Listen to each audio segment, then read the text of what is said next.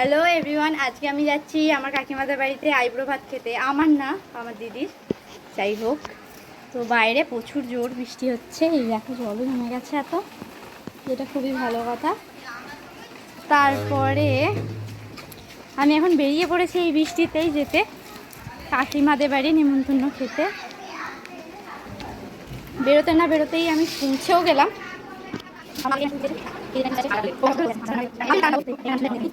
তারপরে এই যে মুনি এখানে রান্না রান্না করছে, রাঁধুনি। যাই হোক, পরে দেখা হচ্ছে। এই শেষ খাওয়া, আর খাবি? হায় হায় বলার জন্য না, আমার তো গন্ডগোল হয়ে যাচ্ছে জিনিসটা। ঠিক আছে। তোমার কি বেশি খারাপ লাগছে?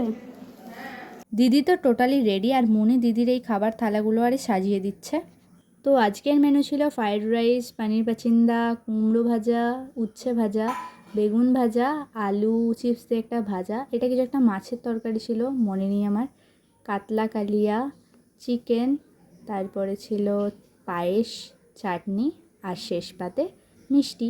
নেক্সট পার্টটা দেখতে ভুলো না কিন্তু।